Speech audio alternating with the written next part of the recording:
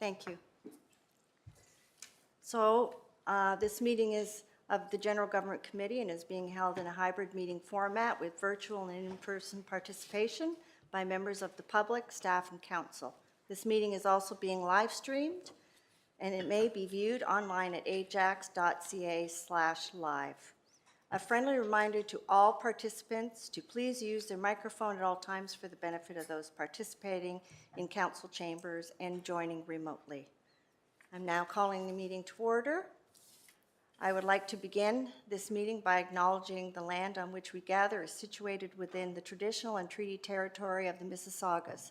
More specifically, the Mississaugas, of Scugog Island First Nation, signatories of the Gunshot Treaty of 1788 and the Williams Treaty of 1923. This land is and will be, or will continue to be, home to the Indigenous peoples. Let us acknowledge the mistakes and traumas of the past through authenticity and support truth and reconciliation. Let us engage and celebrate Indigenous communities by being leaders of action in acknowledging the United Nations Declaration on the Rights of Indigenous Peoples and the Truth and Reconciliation Commission's recommendations towards truth and reconciliation. Let us keep these principles close as we continue toward truth and reconciliation and as we move forward with kindness and respect as a community. Thank you. Is there any disclosure of pecuniary interest from members? Seeing none, okay. Can I have a motion to approve the minutes of the February 12th meeting? Councillor Bauer, I think we only need the one, great. Thank you, Councillor Bauer. I do have polls for the consent agenda. I'm sorry. All in favor of the minutes? Thanks.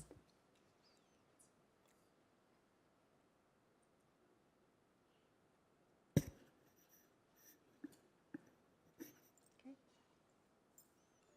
Thank you. The consent agenda polls, 4.6, 4.7, 4.9, and 4.11. 4.6. You want to add 4.3? Yeah, I added this morning 4.3 and 4.4, 4.7, 4.8, 4.10, and 4.11. I sent this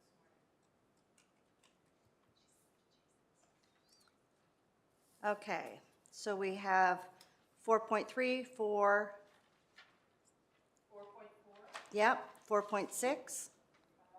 me, but somebody else. yep, 4.7, 4.8, 4.9, and 4.10, 4.11. Yes. Got it. Okay. I think that's most of them. Any other polls? Thank you. Okay. Councillor Lee will approve the balance. So 4.3, Councillor Henry, you're first. Oh, Madam sorry. Chair, we're just finishing a vote on the balance.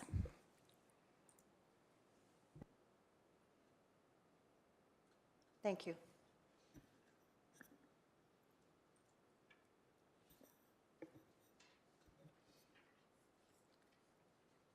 Okay, 4.3, Councillor Henry.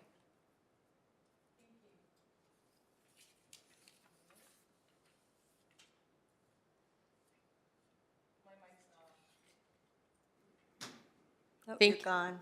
Thank you, Chair. So through the Chair, with regards to 4.3, I just wanted to ask the question, whoever is in attendance can answer this. Do we know what the developer plans for the land to the north, the Peacock land that's mentioned in the project for a summary of the year-end building permit activity? I just want to know if there's any update on that. There's Mr. Romanowski, Director Romanowski. Thank you. Through the chair to Councillor Henry, you're asking about the Peacock lands and if there's any development plans for those lands? To the south, yes. adjacent to Highway 2, but also to the north adjacent to Carrison. I noticed the lands were in the report, and I'm just curious if we know what's potentially going to be built there. Have we had any discussion with the developer?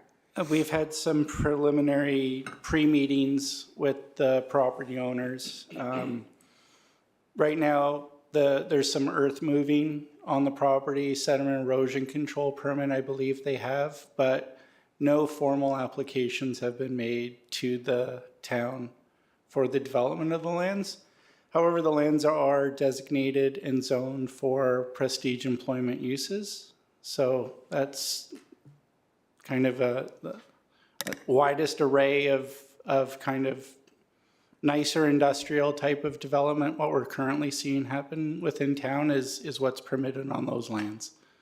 And are we getting any conversation, that's to the south, correct? Not to the north of the same lands? On all the peak-off lands. Okay. Okay, thank you. I just You're wanted, welcome. I just wanted to get clarification on that. Thank you. No problem.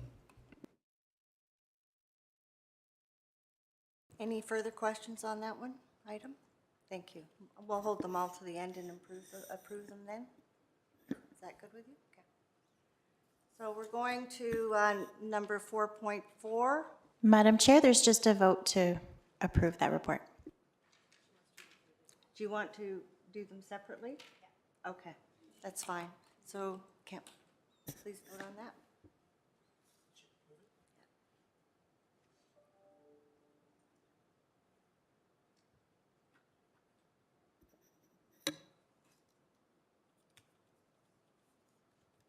Thank you.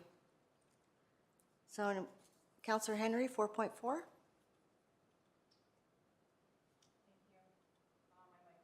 Again, thank you. With regards to 4.4, the discussion in the report and the summary of incentive programs, when I look through the report, I'm noticing a lot of before and after pictures with regards to improvements that were done. And my question and or concern is when I'm seeing these improvements that involve stairs or anything to do with replacement of stairs, I'm not seeing an improvement to accessibility. And can I ask why? Through the chair. Yeah, through the chair to Councillor Henry. Mr. Sawchuk's here. He could definitely help you out with that question. Thank you.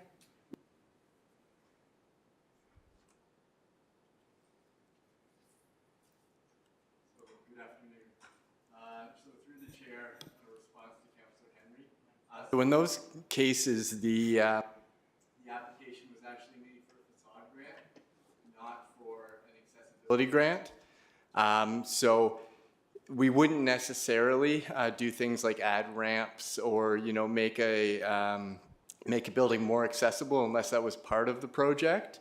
Under the building code, there are requirements for heritage buildings that are a little bit different than properties that are newly constructed. So in the case of a heritage property, if it was built in a way that didn't have, let's say, an accessible entrance and there wasn't any major repairs being undertaken, the existing sort of status of the building would be able to be maintained. So would we say, through the chair, would we say that's grandfathered in? In a sense, yes, absolutely. There's the way that the new rules are applied are to focus mainly on new construction and situation where there's a major undertaking being done on a building. So anything to do with stair improvement, if there was something to do with a replacement of the front of the building that involves stairs in any way, would that be still grandfathered into the old way, or would it have to be brought up to code? It would, I think it's sort of a site-specific basis. Is there an individual application that you're thinking of in terms of the befores and afters? No, just going through the report and looking at some of the improvements that were made. Well, I think the first thing that needs to be considered is whether it's a public building. So obviously there were a few properties that were private homes and that sort of thing, so that wouldn't be the case. For a public building, if there was a major project that included, let's say, some modifications to the entrance, that's something that would be considered. However, there's also the opportunity to look at additional access routes to the building. So oftentimes with heritage buildings, if there's a front facade that's protected, and that's where the main entrances are, but there are other means into the building, let's say along the side of the building, typically we would try to make modifications there, just because it wouldn't have as significant an impact on the aesthetics of the building. Understood. Okay, thank you. That was my question. Thank you. Okay, you're welcome. Are there any further questions? Thank you, Mr. Sawchuk. Who's, Mr. Lee, or Councillor Lee, you're going to move that? Thank you. All in favor? Are you going to vote, please?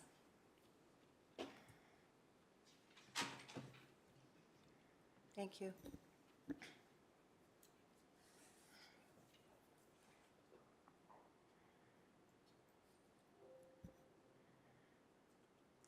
So the next one that's been pulled from the consent agenda is 4.6, the West New Road Landfill Monitoring Program, and that was pulled by Mayor Collier. I believe he's online. Hello. Good afternoon. Good afternoon. Go ahead. So I just wonder, first of all, what is the annual budget for this monitoring, please? Can somebody answer? Thank you. The chair, and in response to Sean Collier, Mayor, the budget we have now is $15,000 a year. Okay. So we're spending $15,000 a year to monitor this site for the last several decades, I believe. Is that accurate?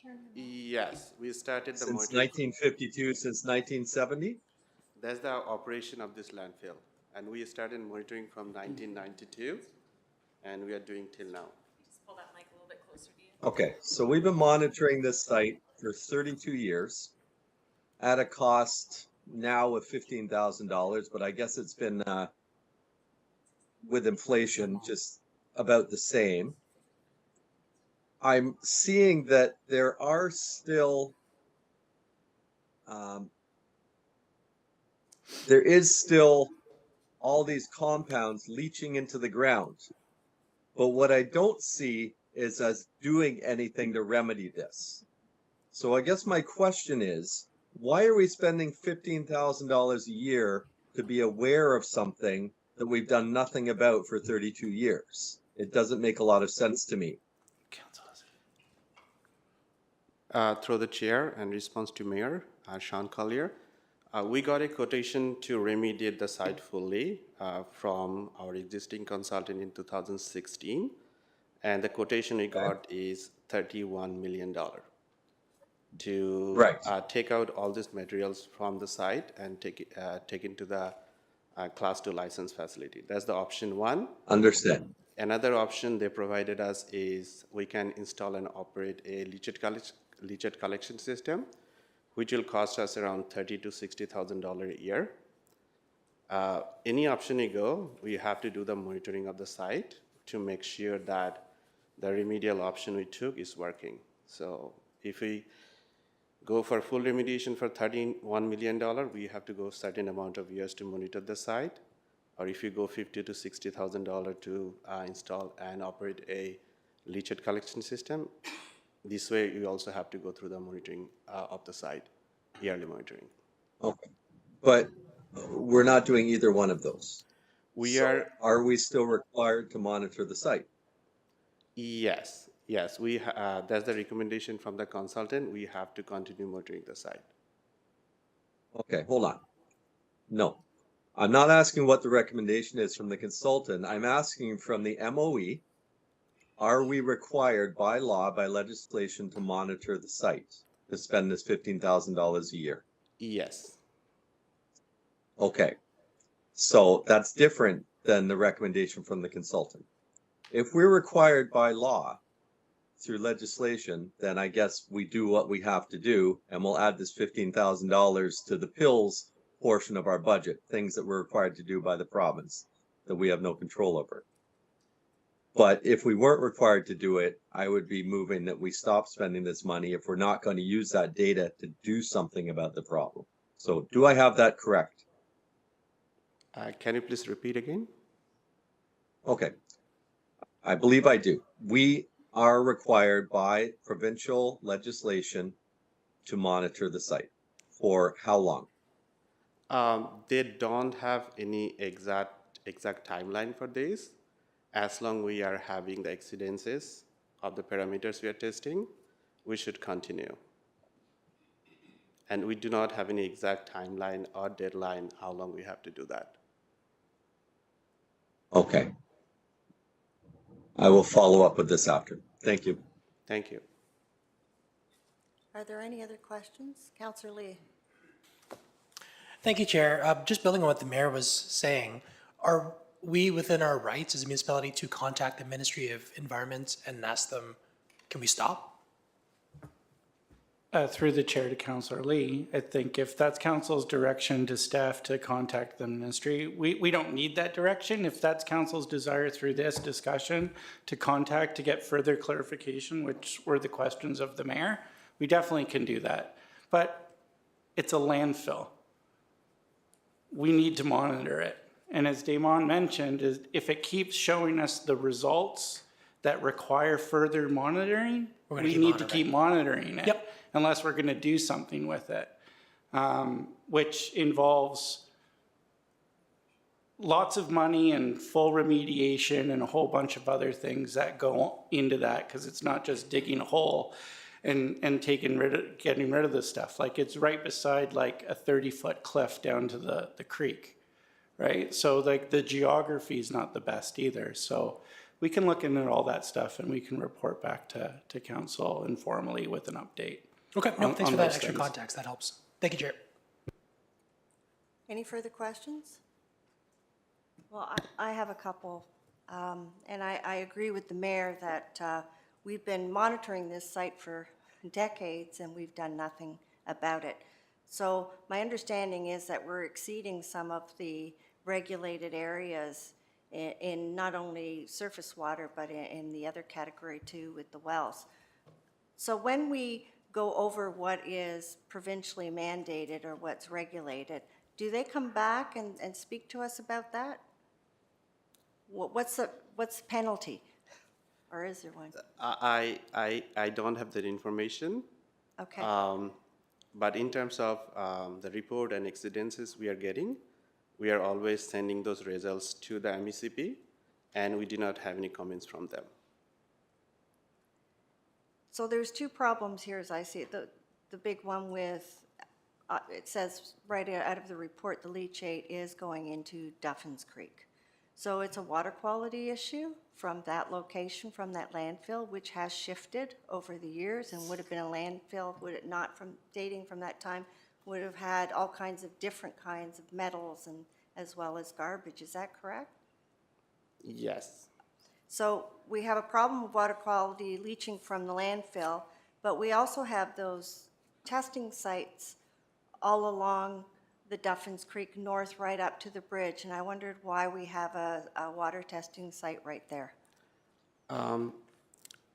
For that location far north of the site, we want to make sure for the sampling that we are taking some sampling outside of the influence area of this landfill. So then we can compare like the leachate which is going from the landfill to the creek. We can compare the results from the fresh water to the water we are collecting from close to the landfill. So generally, does it not go down to the mouth? We have sampling location on the far north and on the far south. So we Right. can compare all those data and close to the landfill as well.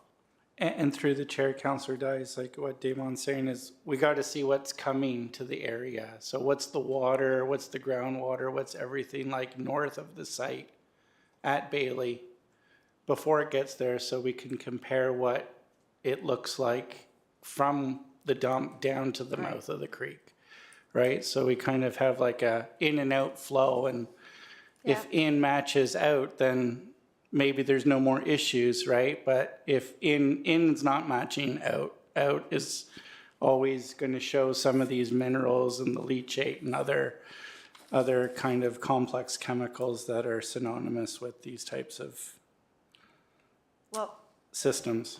well, thank you for that, and you're right, it would help with that information along the creek, except we're missing some spots where we do have some issues. And one issue was with a fire last June, right on the creek. We have properties that are amassing or storing old vehicles, which leach chemicals. And we have all kinds of problems along that trail, and there's a couple of properties doing that. And there was a tire fire, and so it did impact the river. Now, I don't know if that was picked up. It was further north than where our testing sites are. But we have two problems going on here along Duffins Creek that are both impacting water quality, which goes out into Lake Ontario, which has, your drinking water plant about 4 kilometers to the east. And, we need to protect that water quality. So my next question is to you, can we work with the region perhaps, because they have been working on getting rid of landfills? They've done one in Oshawa, and I know there are different technologies out there and different answers. Is that one of our options to look at that? Through the councillor answer to Councillor Dice, I don't have much information about what other region or Oshawa did. I can work with our consultant to get more information on it and provide you the answers. I'd appreciate it if staff could look into some options as to what we can do here with this landfill site that keeps leaching into the creek. It's a major problem, and like the mayor has stated, we're paying to do the monitoring, and the monitoring is showing that we're not meeting the levels, we're exceeding levels, so something needs to be done here. And I just need to know what options we have. Yes, Is that for a friendly to staff, or do we need a motion for that? You okay? I thank you very much for the information, Mr. Sa. Thank you. Okay, so we're going to vote on that, please. Receive.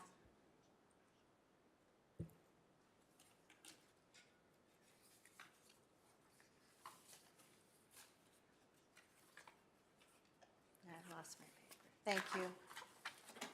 So the next one pulled, the next item pulled is 4.7. I think, Nancy, was that you? Councillor Henry? Thank you.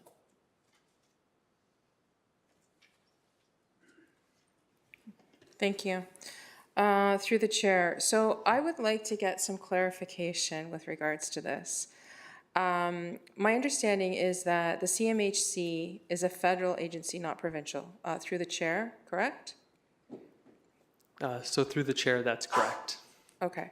So the province needs clarification from CMHC as to what the actual numbers are in order to issue Ajax the funds we believe we deserve for meeting the targets. Is that correct? So through the chair, that's correct. So through a letter that we received from Minister Calandra back in October, they clarified that they would be tracking our progress towards the housing pledge using a couple of different streams of data. So the first is information from this housing construction starts and completion survey that CMHC administers. So they're using that data because they've identified that it's verifiable. So that's one source of data. Then they're also using the another survey from CMHC, which looks at conversions, which are essentially you're adding units to existing buildings, so basement apartments. And then finally, they're getting data from the Ministry of Long-Term Care for beds. So it's that data from CMHC that the province has been using, and that's where we've identified an issue in this case. Okay, so you mentioned in the report, build it or lose it provision, requiring developers to build within a specific timeline. And I noticed in the report you mentioned for the province to implement that. I'm wondering at a local level, is there something that individual municipalities can bring forth to create a bylaw that would help enact that? Is there something we as a council can do to help with this now? Can we implement such a bylaw? So through the chair to Councillor Henry, so that's something we'd have to investigate further. I know that this is something that's been brought up by this council before, whether it was taxes or other approaches. To our knowledge, there's nothing at the moment that we know, but that's something that we would have to investigate further. Would you need a direction from this council in which to do so? I think that's something that we can take back and look into, no problem. Okay. I'm just looking how we up here can be part of the solution that is obviously a problem, right? Because you're bringing a report to us and our hands are kind of tied over here. And I'm sure each one of us would like to help support the goal and the initiative because there's $4 million involved at the end.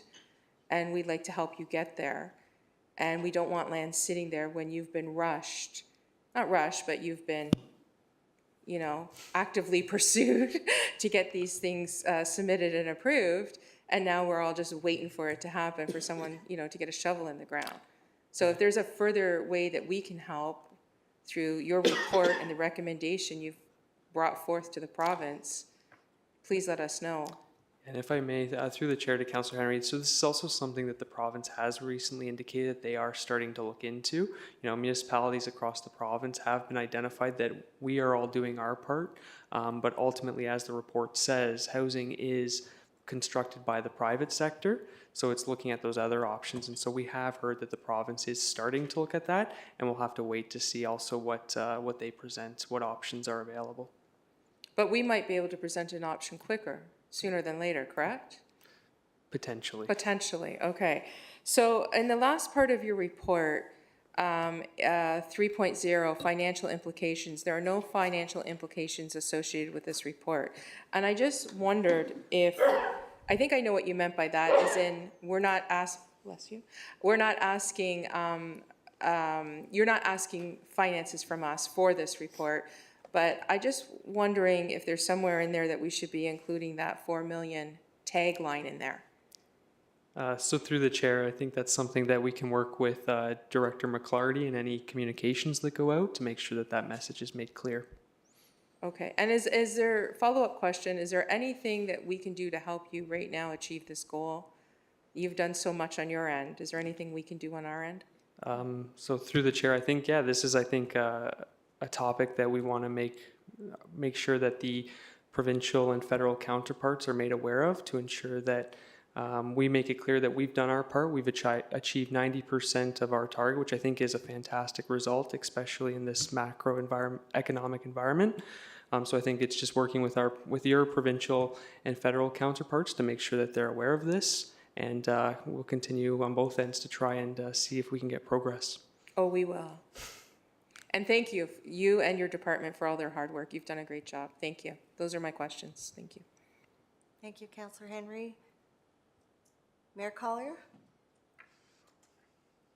Thank you, Chair. Some of my questions have been asked. I'm extremely frustrated with this process. The report doesn't speak to the letter I sent a couple of weeks ago in response to the letter I received from Minister Calandra saying we'd only reached 64% of our target. I guess I've covered most of the previous speaker's questions in that letter. I just wonder why that wasn't part of this report. Through the chair to Mayor Collier, the report was prepared prior to the letter going out, as our reporting timelines are quite lengthy leading up to meetings. Okay. I mentioned my frustration. I mean, this has been brought through the big city mayors to Minister Calandra about we don't control permits, we control approvals. And it reached deaf ears. We were told in December, Councillor Crawford was told in December when she was representing me at Big City Mayors by the minister that the province wasn't doing MZOs and CHIAs anymore, that there was a new iteration coming out, but we didn't know what that was or when that was happening. You've heard me speak many times about our MZOs and CHIAs we brought forward.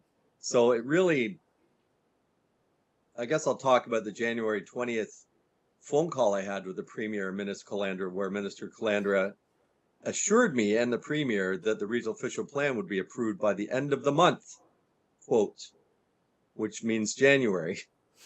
It's now middle of March, sorry.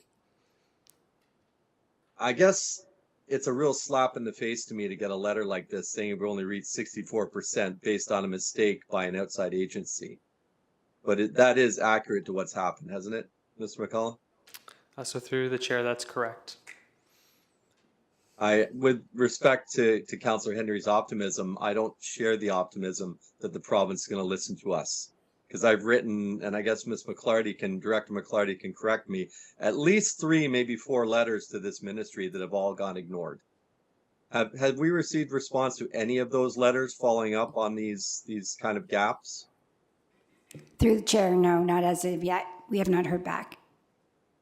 Not one. Not one In many months. in many months. Okay. Incredibly frustrating because this council has taken some very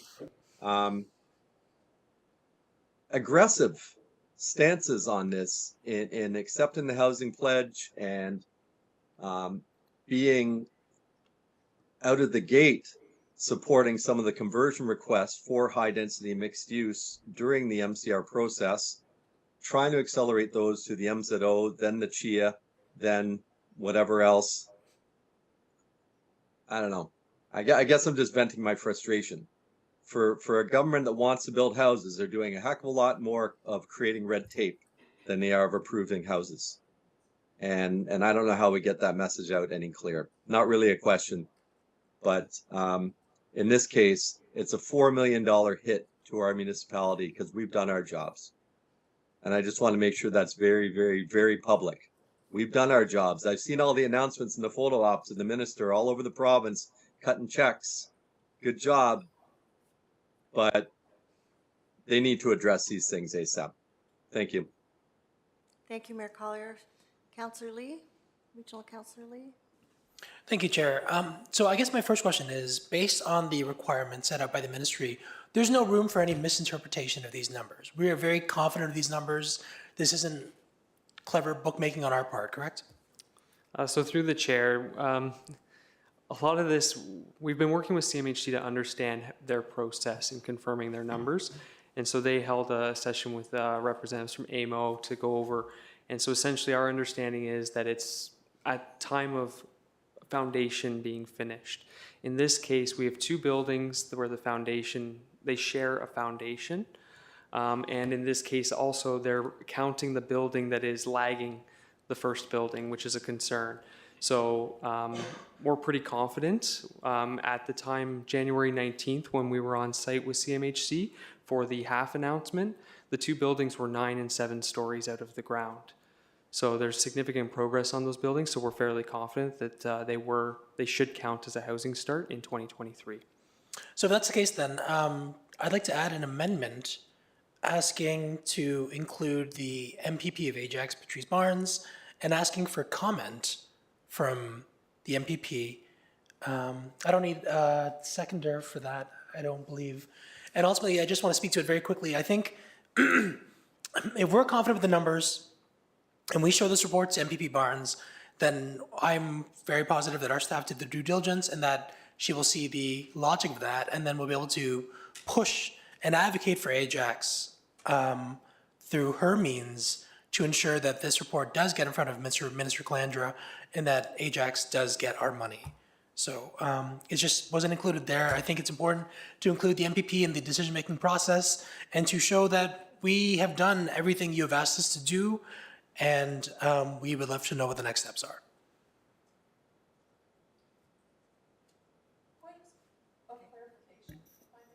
Yes, go ahead.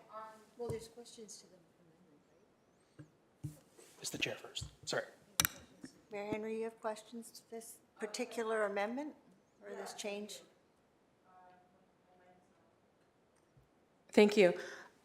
We're sending this to the province, is what you're asking for the amendment, correct?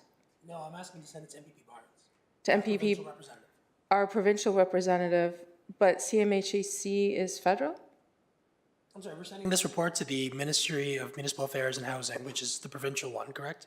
So yeah, But are we also sending it to the federal side? I don't think the federal is giving us the municipal housing target and the funding for the housing target, correct? That's not federal funding. That's correct, but we are proposing to send this report to CMHC so that they can review it and correct their data. Sure. But Because they've, the data, sorry, point of clarification, the data is collected and was misrepresented on the federal side, correct? That's correct. Okay, thank you.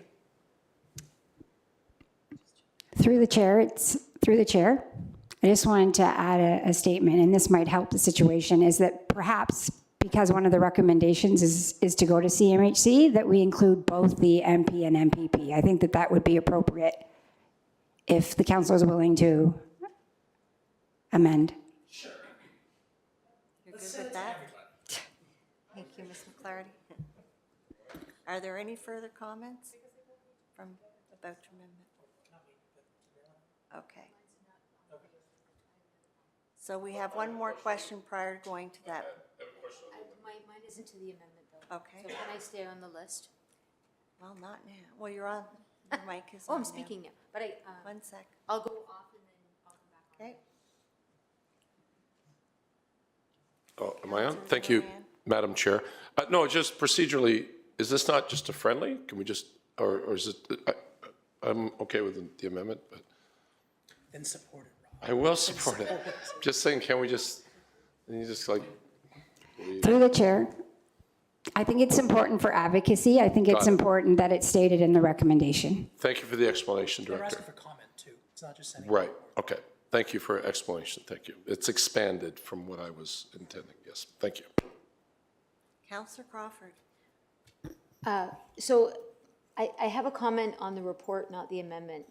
If we vote on the amendment, can I still make a comment? It's a Still? friendly. Okay. So I'll hold till you vote on the amendment, I guess. I'll back on again. Okay. All right, can we vote then, please, on the amendment?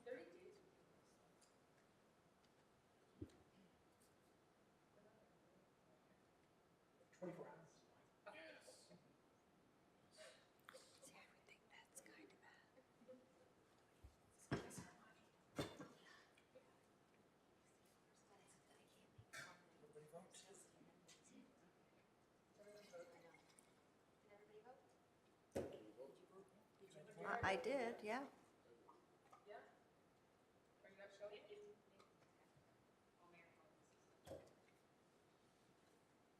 We good?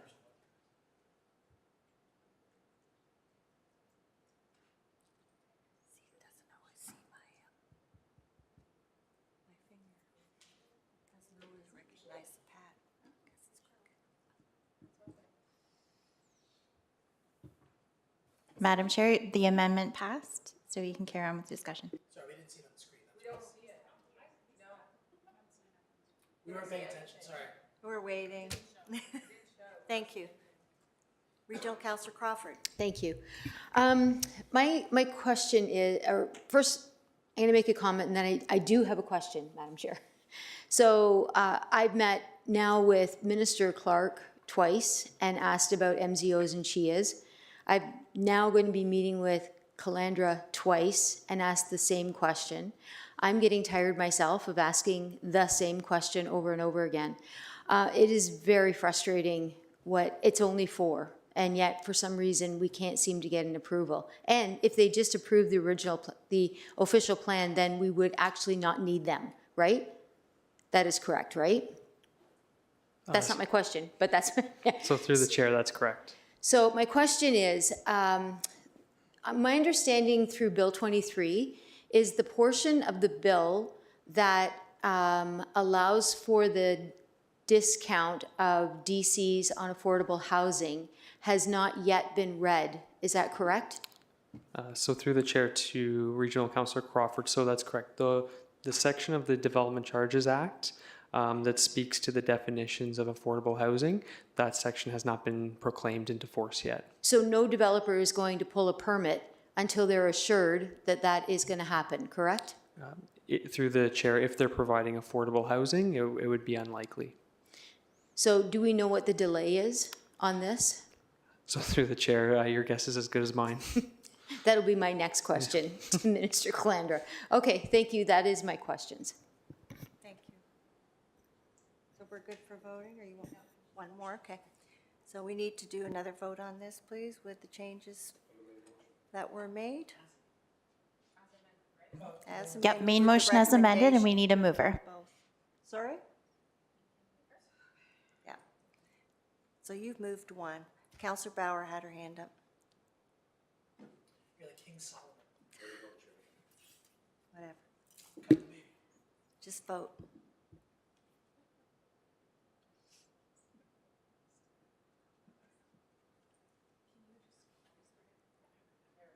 Thank you. Okay, 4.8 was pulled by Counselor Henry. The user fees adjustments for sports field? Yes, thank you. I just have one question, and I want to know, because cricket fees seem to be fairly new. Do our fees line up with other municipalities and what they're charging for cricket? So through the chair, we do an analysis on cricket fees. These fees that are in this report are for the passive cricket play at Applecroft. And there really isn't a unique situation within. Sorry, can you speak into your microphone? Sorry, there are not many municipalities that have other areas such as Applecroft, as mentioned in the report. And so these fees are in line with our type 2 soccer, which is really our lowest charge for a sports field. So again, it's just to try and recover some of the costs for the passive play that's going to happen at Applecroft cricket field that's being built. Understood, but is it in line with what is being charged, let's say provincially, in other municipalities? Like, I guess what I'm saying to you is, through the chair, is I'm not going to get a call from Ward 2 residents saying we're charging too much, that Brampton only charges this, or Whitby only charges that, or this one only charges that. Because I've heard recently, and I'm not saying it's true, but from residents who have called me, that our fees are higher than other municipalities. So when I get that type of feedback, I just need to ask the question now, because we're going into something, you know, a little uncharted here with cricket and what that looks like. And I understand you're saying that you've compared it to the lowest user fee we have, which is soccer, which is really nice to hear. Thank you for that. And I'm just asking, is that comparable to what other municipalities are charging for the permitted cricket? Through the chair again, if we're talking about cricket specifically, like our Ajax cricket pitch that's at Monarch and Clements, those are definitely comparable, because we're comparing the cricket fields such as Brampton and other municipalities that have cricket fields like that. Those are in line with those through the comparators. Applecroft is a unique field that isn't one that's in other municipalities in Durham region that we're aware of. So again, we're charging the lowest fee as possible within our fee bylaw. So I think I'm answering your question, but I would say our fees are very low in comparison to other municipalities as it relates to Applecroft. Thank you, thank you. Good to hear. Want to make sure that we're meeting the needs of the cricket community. Thank you for that. Thank you. Are there anything further? Seeing none? Oh, sorry, Counselor Leaf, are you going to move it? Thank you. All right, I don't have to talk.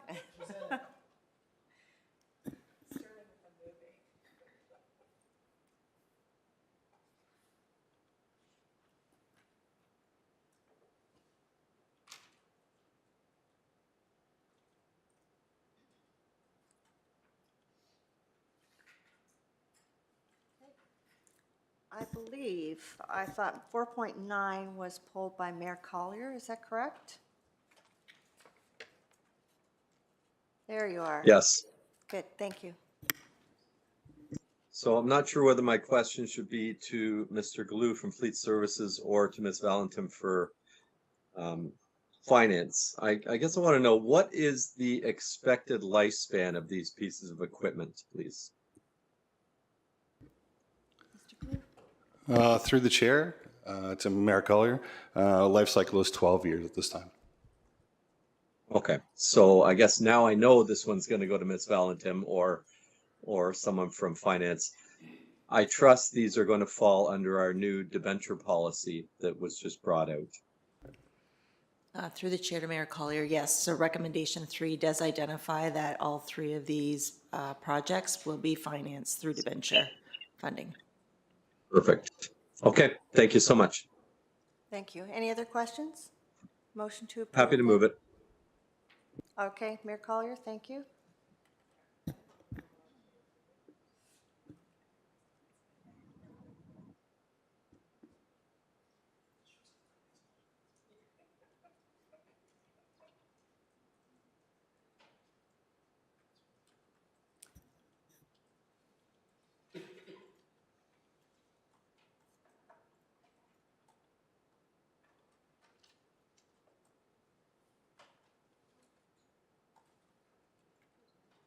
I haven't seen anything, did you?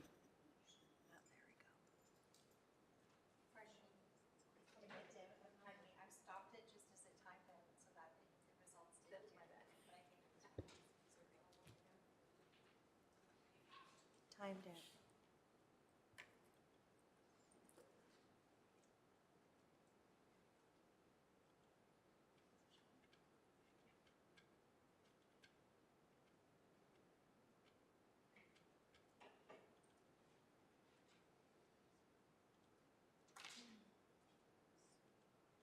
We're good?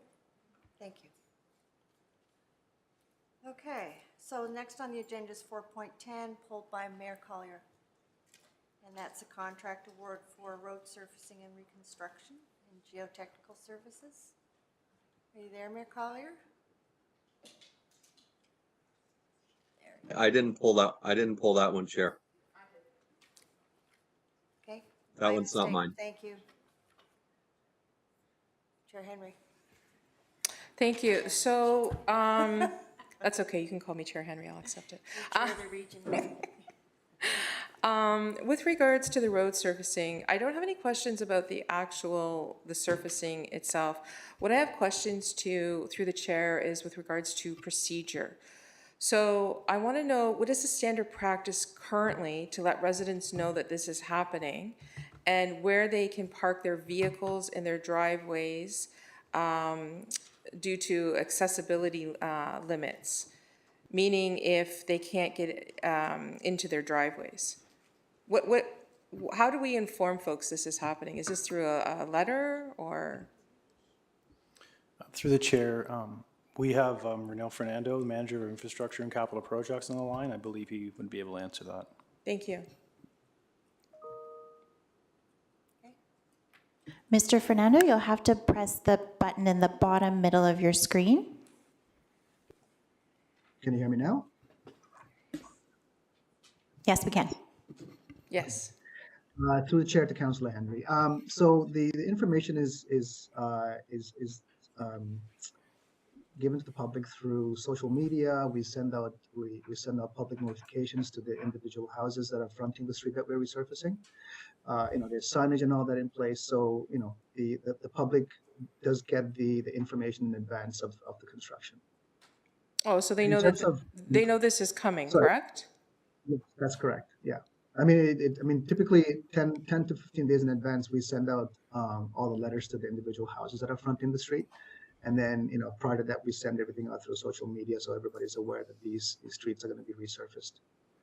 And if anyone's driveway becomes inaccessible due to the procedure, is there directed place for residents to park? If they can't access their driveway, is accommodations made for that? Because I know that when there was some road resurfacing, I think it was last year in Ward 1, there was some complaints about where folks could park and couldn't access their own driveway. So is there a forethought to accommodations that might be made, and how is that expressed to the residents?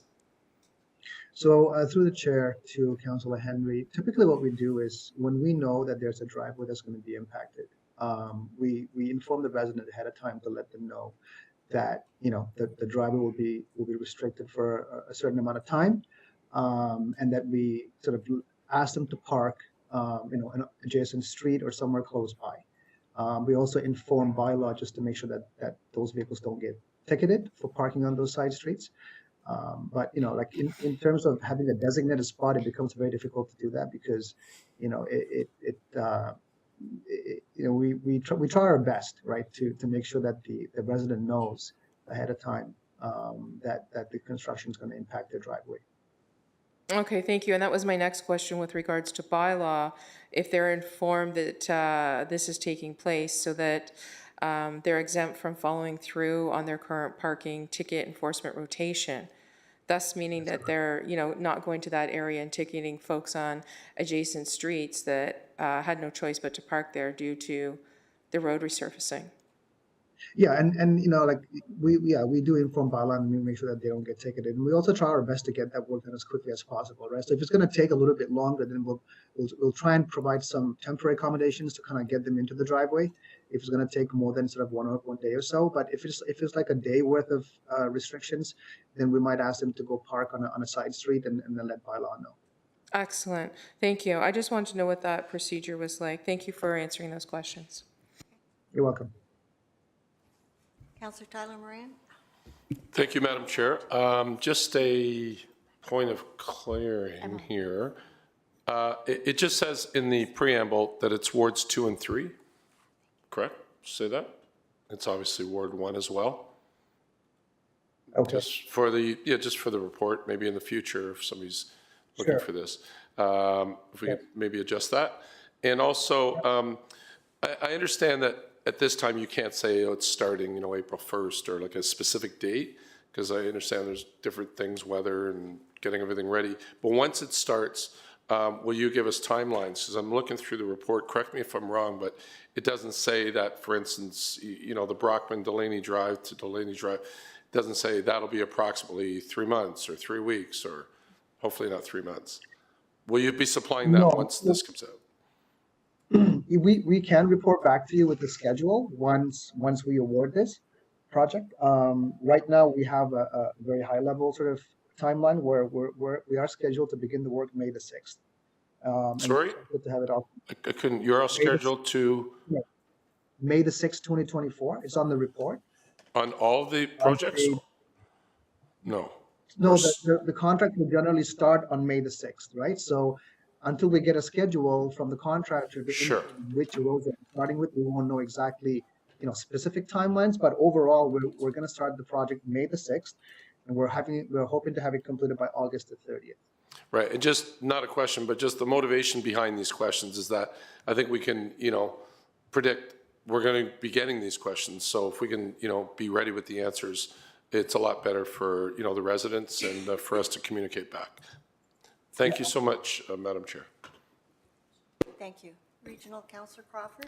Thank you. Thank you through you, Matt Boyle. You don't come up as Renell. I just wanted to Councillor Henry's comment. You do send letters out telling that this, I know this happens, right? To each of the residents on each of the streets that this work will be done. Correct. That is done. So, and I guess the confusion, I know when we did Daniels, I think it was, I'm not sure if it was last year or the year before that. I don't think people really anticipated the volume of work that was being done because it looked like it was pretty intense there for a while. So do you plan to do all the streets at once? Because this is literally an entire neighborhood. The streets that you're talking about, the whole section. There's not going to be one street not touched in this whole area. So will you do it in sections or will it be done all at once? For my own peace of mind, I'd just like to know. Yeah, let me pass this on to Mr. Matt Bell. He's right here with me. Maybe he can answer better, okay? Thank you.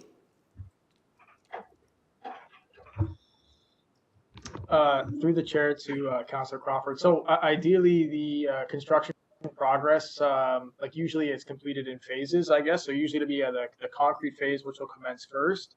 So the contractor usually on, you know, they would start on, let's just say Brockman Crescent, and they would just progress from Brockman over to Tipton, over to Hobson, and over to Bowers.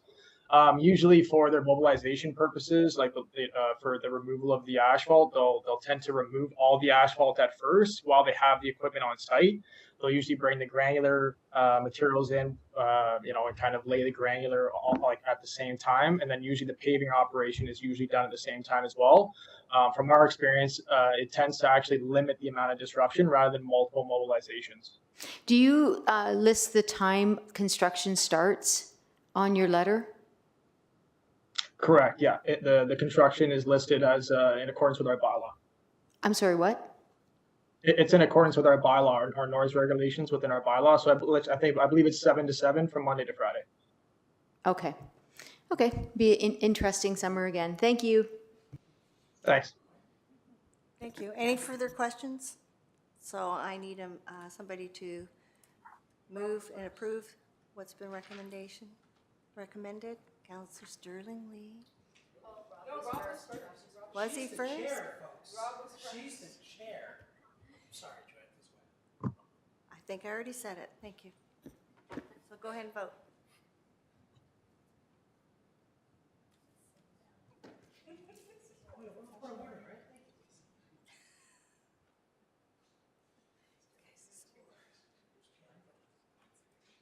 Cam voted no. Cam, come on, man. Let's support it, Cam. You're sitting way back there. You want a seat up here, Cam? Okay.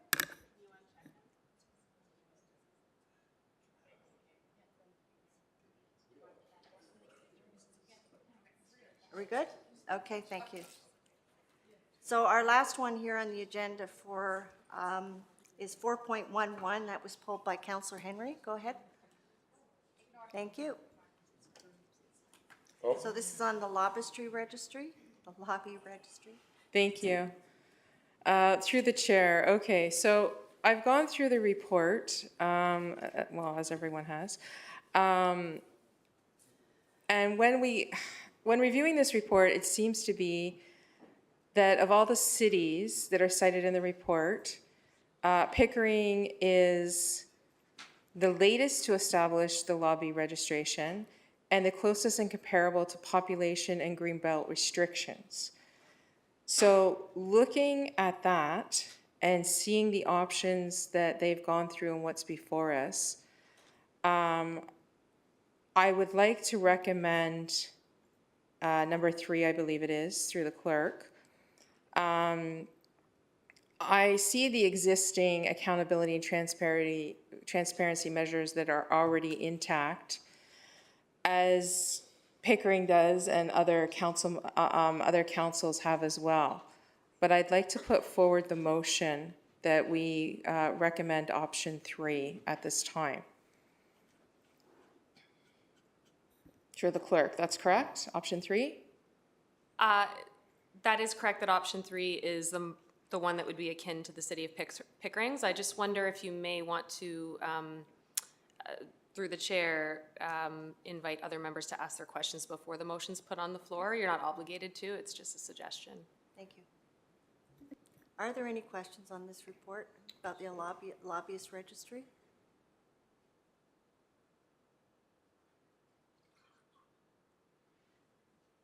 None?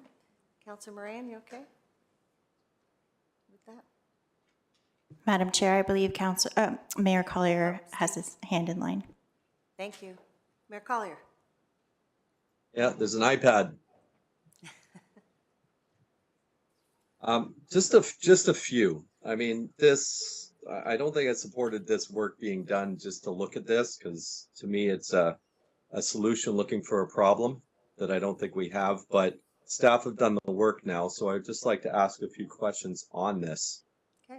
I'm not clear on the actual costs, because I think earlier they were significant because special software had to be designed, but I wonder if we have a firm cost, since this is not something we budgeted for. This is not something that was part of our strategic plan.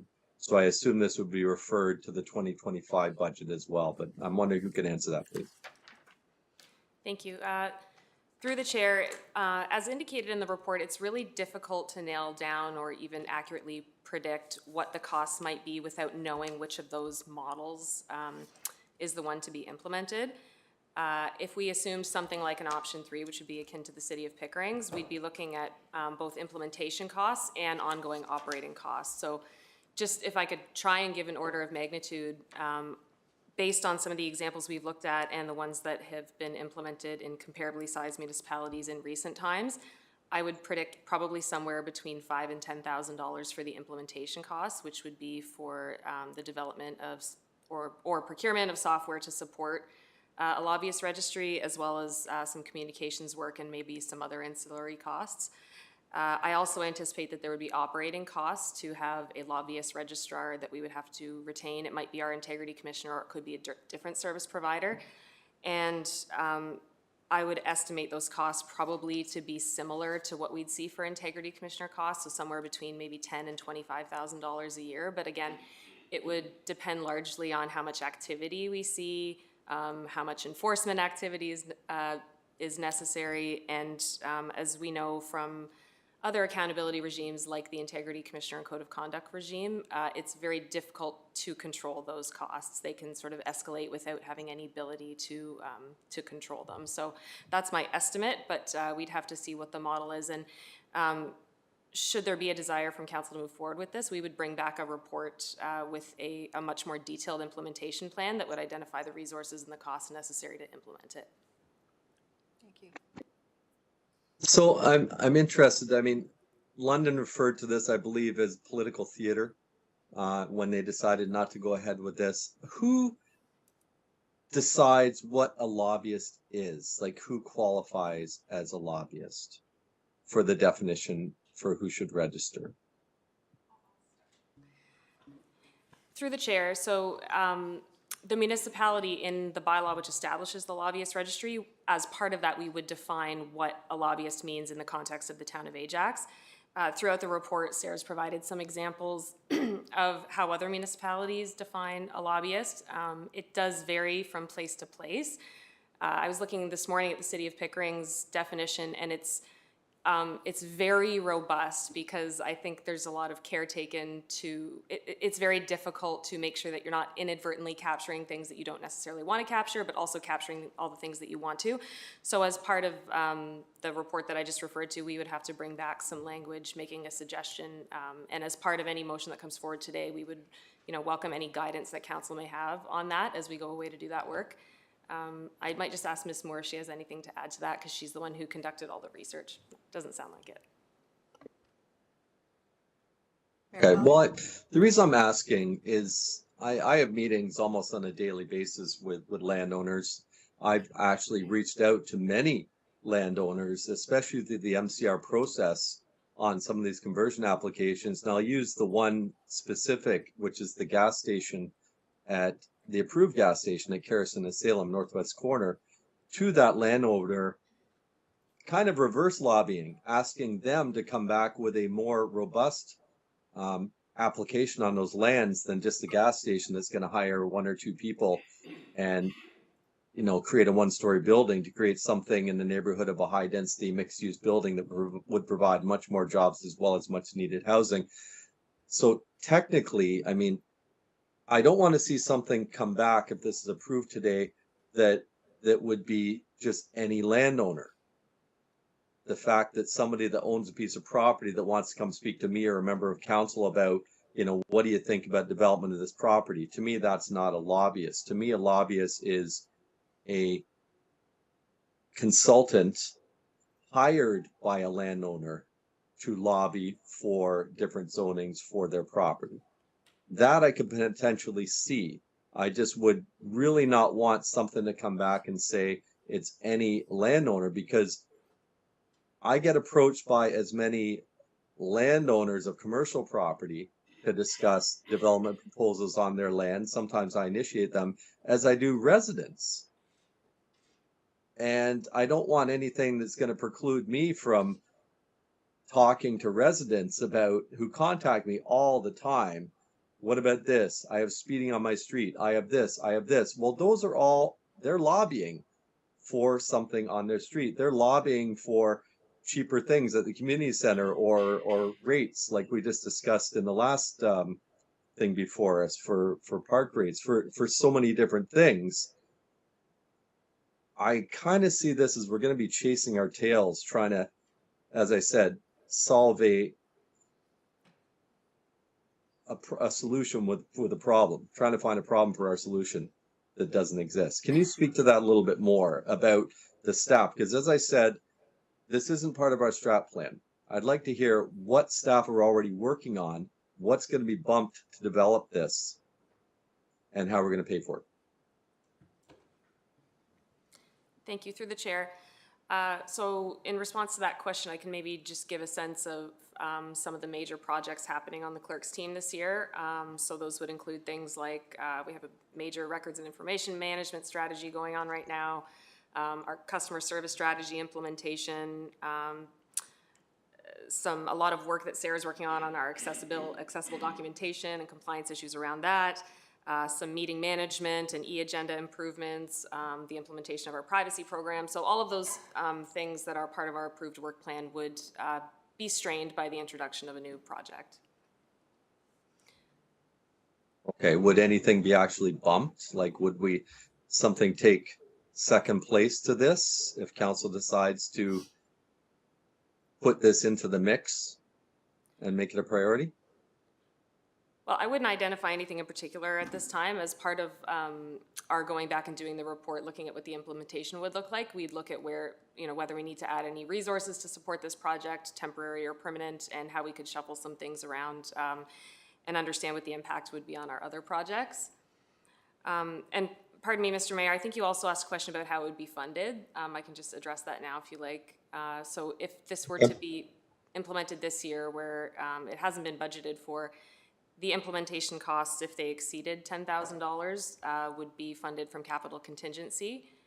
So we would just build that into the motion that would come forward today. And then any operating costs we incur in this year would just be funded in accordance with our operating budget management policy. So we would have to absorb those somewhere else. And then in 2025, we would start budgeting for those properly.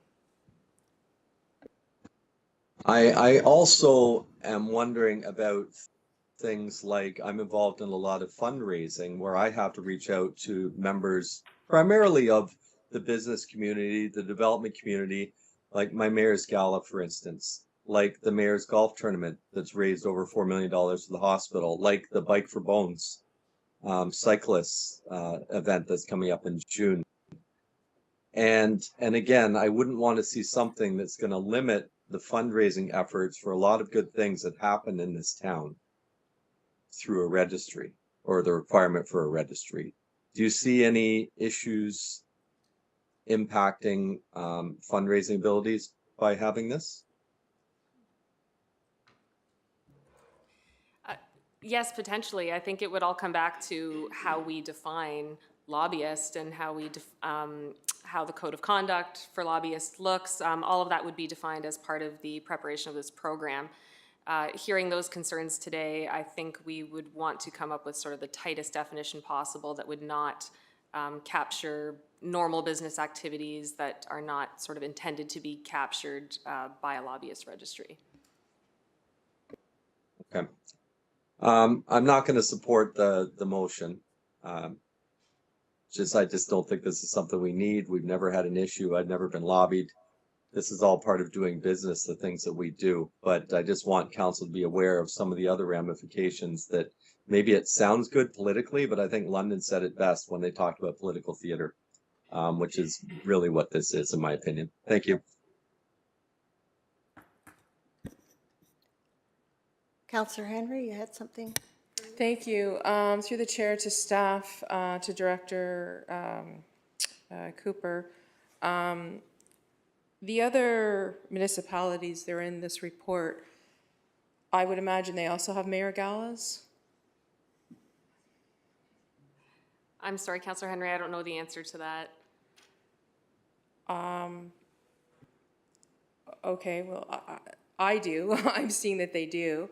I'm trying to do a comparison here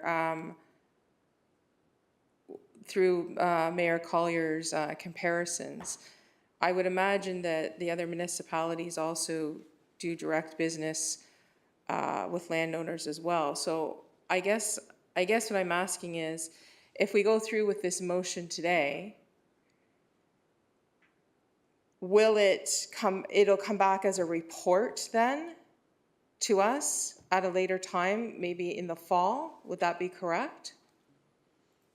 Yes, that would be achievable by staff. So as part of that, we would propose a bylaw to establish a lobbyist registry, and within that, it would contain a definition of what lobbying is and all the particulars. And at that time, council could tinker with that if they wish to. If they feel that that definition is too broad or too narrow, that would be the opportunity to adjust it to address any concerns that you have about what might be captured within that or not captured. Thank you. Yes, I do still have concerns when we look at what's happened in the province and Greenbelt and whatnot, and land in Ajax that was mentioned. So I do still have concerns, and I would like to follow through with this motion. Thank you. Are there any further questions? Well, I have a couple in a comment, if you don't mind. So obviously, there's always concerns about the budget, and it seemed to me that the higher end costs were by much larger municipality, cities, regional basically level. Is that correct? Through the chair, yes, the higher costs that you see in the municipal scan were from a lot of municipalities that had a larger population, as well as those that were newer to bringing on the lobbyist registry to their municipality at a time when they might not have had the technical capacity to fulfill that and had to do a lot of customization. Some of the more recent municipalities that have come on board, you'll notice that the costs are quite lower in comparison. There's a greater availability of technology that can support the registries right now. So there are more and more municipalities coming on board for a registered lobbyist kind of thing. Have you been able to track, are there some over periods of time where they've seen an increase, or like, I don't expect a huge influx of people banging on the door right off the bat, but it's something that might, over the years, as it's understood better, it might get busier. In terms of the timing, when they were established, that is included in the municipal scan. And it is also noted, it's worth pointing out through the chair, that there were several municipalities that also did investigate and decided not to pursue, that were also a part of that scan. Thank you. So before we vote, I just have a comment about this. And this has come before us before, and I know we voted against it, and at that time I didn't feel we were ready for that either. But we're all living in a very different world right now. And we have been hit by changes in legislation at the planning level and legislation at the Conservation Authority level. So a lot of responsibilities or power have already been removed from municipalities. And there's a lot of movement within the development industry. There's a lot of offshore landowners now that we haven't had. We're starting to see that now as well. So there's a lot of movement, and yes, I can say, if a landowner comes to me and wants to meet with me, which has happened, about a development that he proposes on his land, that's lobbying. And I've experienced that, but I always ensure that I have, before we ever had this, I had a planner in the room or a staff person in the room. That's not going to go away. It's getting busier. And because with the changes in legislation at the provincial level, that there's a sense that they may be able to get something, a landowner who wants to develop may be able to get something from the municipality for less. So there's a bit of lobbying there as well. So I'm a little concerned, and I think that I've heard loud and clear from the electorate that, you know, they would like some transparency here, and they would like to feel comfortable knowing that if their representative is lobbied, there is a process that we can follow for clarity. And I think that's really, really important. So, you know, I will support this motion. Now, Mayor Collier, you have a comment? Actually, Councillor Dies, you made a good comment about having somebody else in the room. I just wanted to add that most of the meetings that I have with landowners in my office, I also have planning staff in the room. Usually Mr. Romanowski or Ms. Andis or others, because that is the appropriate thing to do, I think. Thank you. Thank you. Okay, can I have someone move this? Okay, Councillor Henry, thank you. Please vote. Pardon me, Councillor Dies. On the amendment, sorry. And just want to clarify, just the part in yellow highlight, just wanted to clarify that the preferred model would be the third one, the mandatory with enforcement. Okay, mandatory with, Yes, okay, thank you. thank you. Okay, thank you.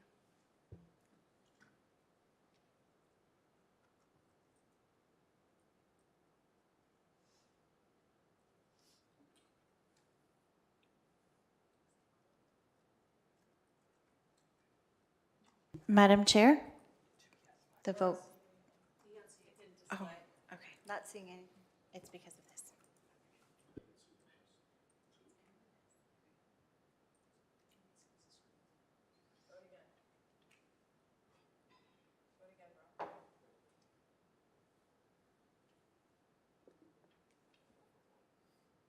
Did you vote again?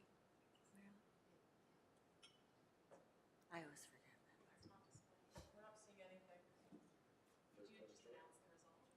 I think, The results are 2 in favor, 5 opposed. thank you.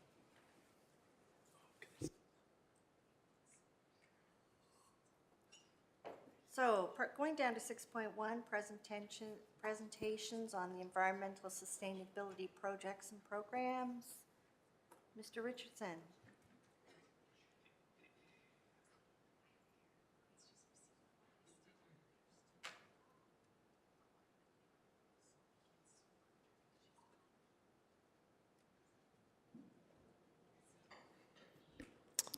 Thank you. Good afternoon, Chair and Committee. My name is Cameron Richardson.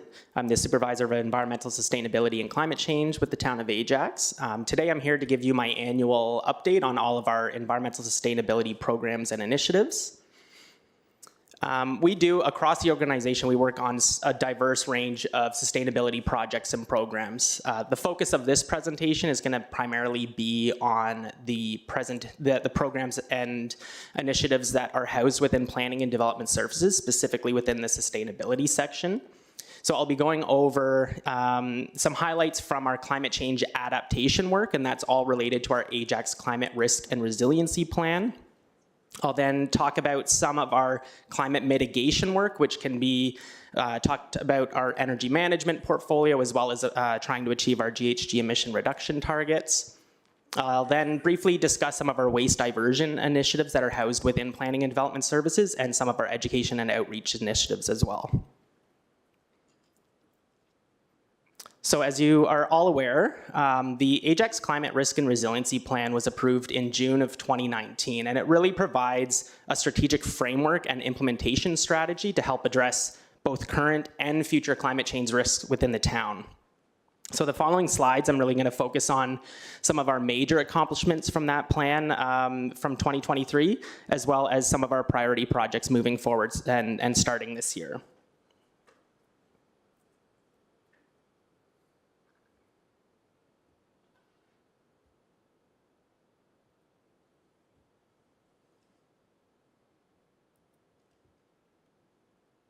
The slides aren't moving there. There we go. So in 2024, our main priority is going to be the 5-year implementation strategy update. So this is not an update to the plan itself, but just the implementation strategy that was developed as part of the plan. Currently, that implementation strategy identifies 50 action items across 8 different objectives, and it really guides our work and our adaptation work here at the town. So this 5-year update was included in the plan, in the endorsed plan.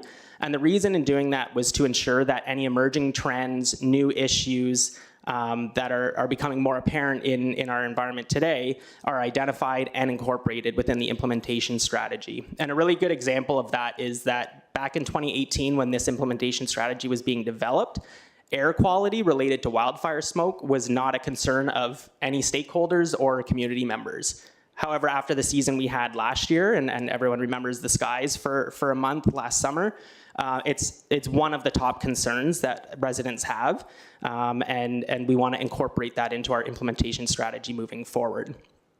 So this update will include deep public and stakeholder consultation. In fact, we've already launched the first phase of that consultation with a community survey on our IMO hub. And it will also include us releasing a 5-year progress report as part of this update. In 2023, one of our big accomplishments was the completion of an invasive Phragmites management plan. And for those who don't know, Phragmites are those reeds that you see along roadways and in wetlands and environmental areas. They're highly invasive and they outcompete all of our native species. This plan was completed and funded entirely by the Green Shovels Collaborative, so fully externally funded. And the first phase included mapping of all of the invasive Phragmites populations across Ajax. That was done using desktop analysis and field verification, and we mapped approximately 55 hectares total of established populations of this plant. Next, using those locations, we wanted to prioritize and rank them using a scoring criteria to really help provide us a strategic and effective management plan. And when I say effective management plan, this plant is essentially impossible to eradicate from natural areas. It's so aggressive and it spreads so quickly that it would be impossible to get rid of from the town of Ajax. However, what we want to focus on is limiting the spread. So we want to protect those really sensitive environmental areas from having an established population, and we want to contain those areas that already have populations there. So we're really going to focus on our environmentally sensitive areas. Also in the plan, we've identified different management control options depending on the density of the populations and how large they are. So it can be everything from manual removals using shovels all the way up to spraying chemical applications, and that's all identified with the plan. That management plan is included in your agenda as an attachment today. Another really big accomplishment from 2023 was the completion of a salt vulnerable areas assessment. This assessment really complements our existing road salt management plan that we have at the town of Ajax. And to complete the assessment, what we did was overlay existing data layers that we have. So data layers like the locations of highly vulnerable aquifers, significant groundwater recharge areas, significant and non-significant wetlands, as well as our EP lands identified within our official plan. And we overlaid those data layers and did a multi-criteria decision analysis where it basically scores those areas from low vulnerability up to high vulnerability. So the more hits you have in a location from those stacked data layers, the higher sensitivity you have. So after scoring those areas, this assessment provides actions and recommendations to help mitigate road salt impacts in highly vulnerable areas. And that assessment is included in your agenda package today as well. Now, as part of our adaptation plan, I've spoken before about the importance of our urban forest canopy, and you're going to hear a bit later from Mr. Field about what we do on our public property, but just as important is trying to improve that urban canopy on private lands, and the way we do that is through the Leaf Backyard Tree Planting Program. So this program is led by Operations and Environmental Services, and annually it plants native species, trees, and shrubs in people's private yards. So last year, 45 native trees were planted and 45 native shrubs across Ajax. The top species are listed there. So the photograph on the left is a Freeman maple, a very tolerant tree species that's drought tolerant, salt tolerant, grows rapidly, so it's very popular in urban areas. And as part of this program, we always communicate with the participant and ask them questions about why they want to plant trees, and those are the top 3 reasons listed there. The first being that they want to help the environment, and that's specifically to support pollinators and biodiversity. The second, which is kind of an interesting top reason, is that they provide shade, so this is exclusively to do with trying to mitigate that urban heat island effect. And then thirdly, just because of the aesthetics and privacy that the trees create. Now, the Ajax Sustainable Neighborhood Action Program, or the Ajax SNAP, I've presented to council on that before, but we have, in 2023, that was the first year of this program. And the SNAP is really a proven method that's a neighborhood scale community retrofit program that involves the community in developing that program right from the get-go. So there are SNAP neighborhoods implemented across the GTA, and this was the first in Durham region.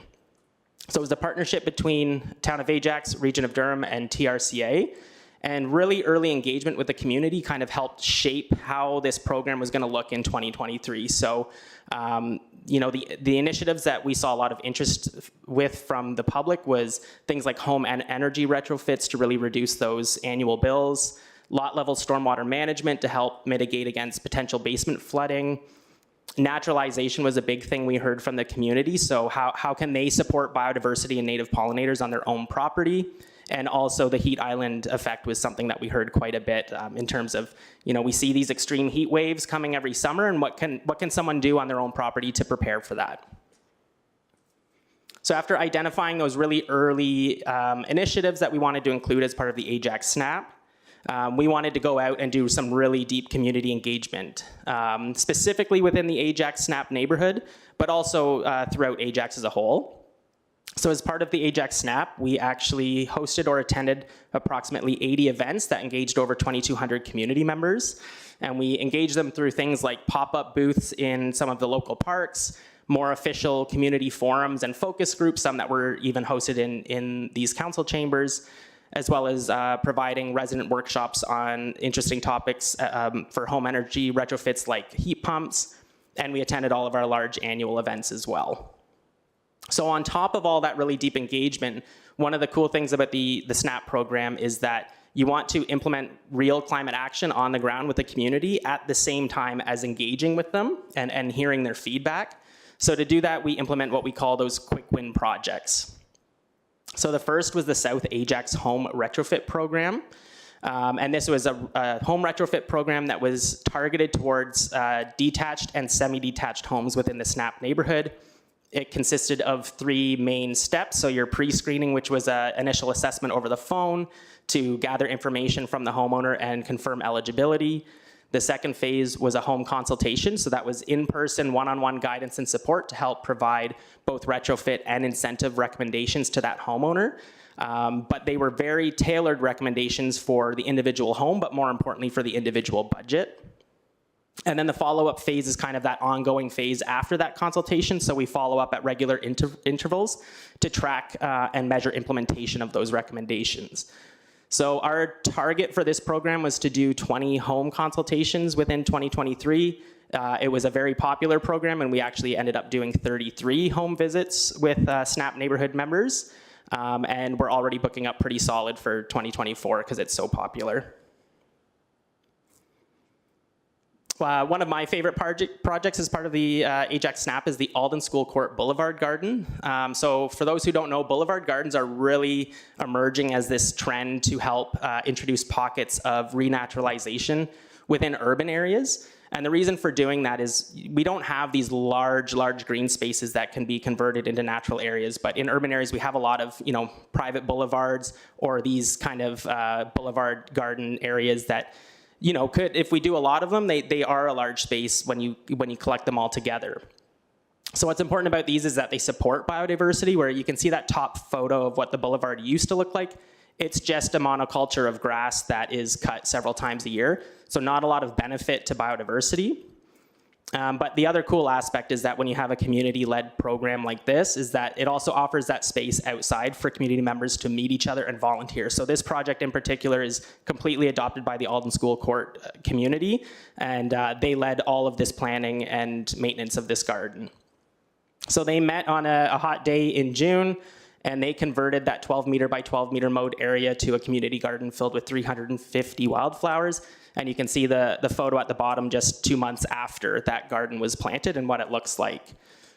So this project was so successful, this pilot project was so successful that we actually secured more funding from the Canadian Wildlife Federation to replicate this success on Wishbone Crescent in 2024. So we took all of that community engagement, the engagement we did at these quick win projects, and developed the Ajax SNAP Action Plan, which is included in your agenda today.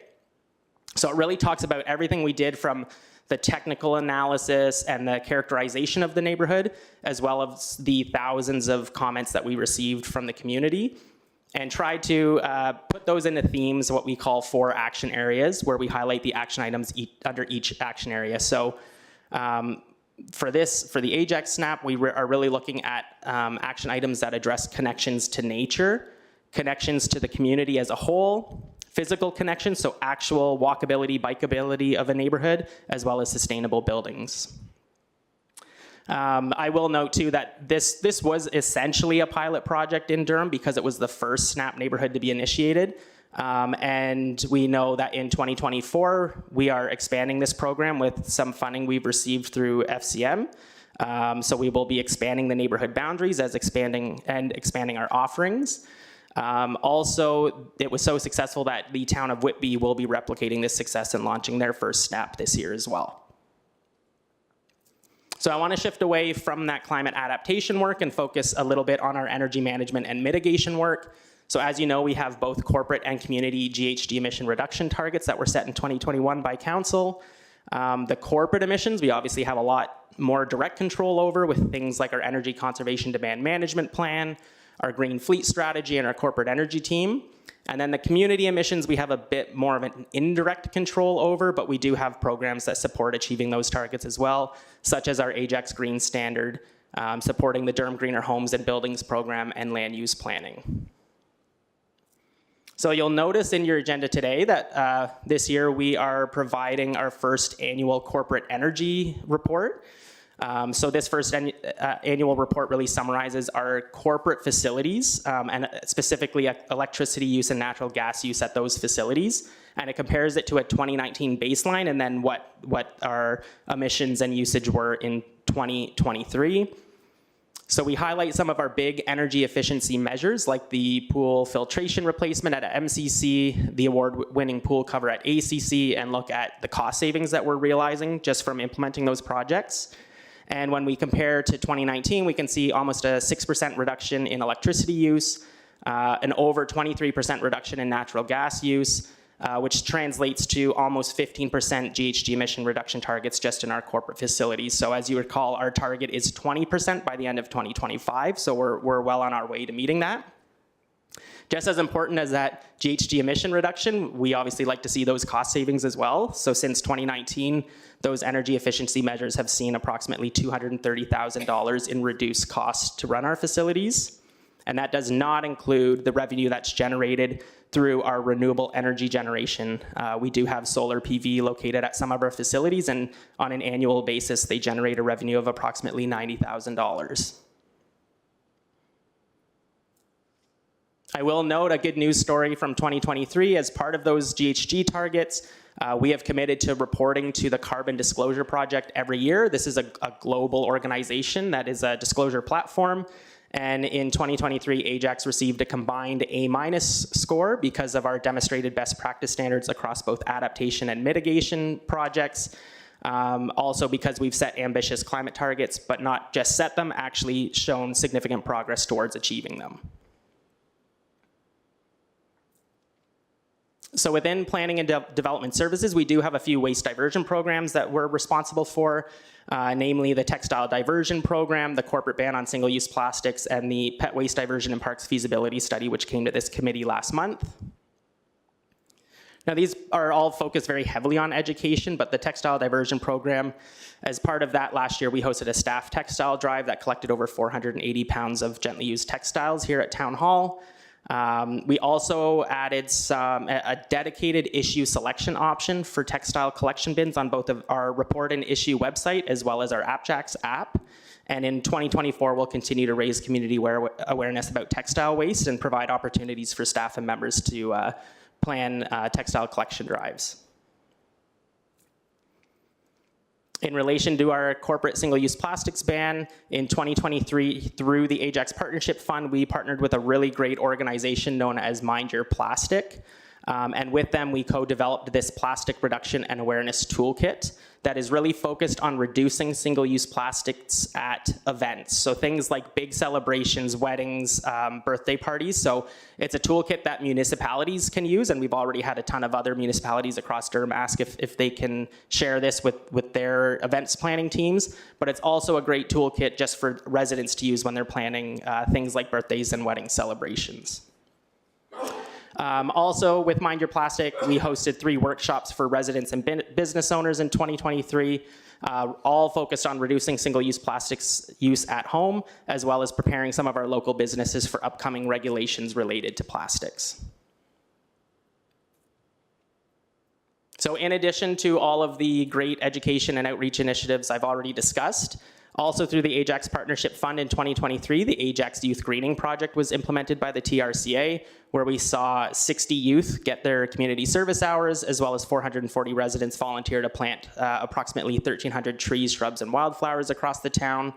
And as always, we are hosting our annual Ajax Green Living Days this year, where we offer community events like tree plantings, litter cleanup initiatives, our very popular compost giveaway, as well as several workshops that are coming up. And all of that information is being released tomorrow for registration, so keep an eye out for that. Lastly, I just want to take this opportunity to thank Ajax Council for all of their support on these initiatives. It truly does take collaboration between all of our departments here at Town of Ajax, as well as with other municipalities and government partners. Some of these projects are very large and have all of our departments combined into helping move them forward. So thank you for your support on that. And with that, I am happy at this time to take any questions you may have. Thank you very much. Regional Councilor Lee? Thank you, Chair, and thank you, Mr. Richardson, for a really optimistic report. You had mentioned that we were able to capture our corporate emissions. Are we able to capture our emissions as town-wide as a whole? And if so, how are we benchmarking so far?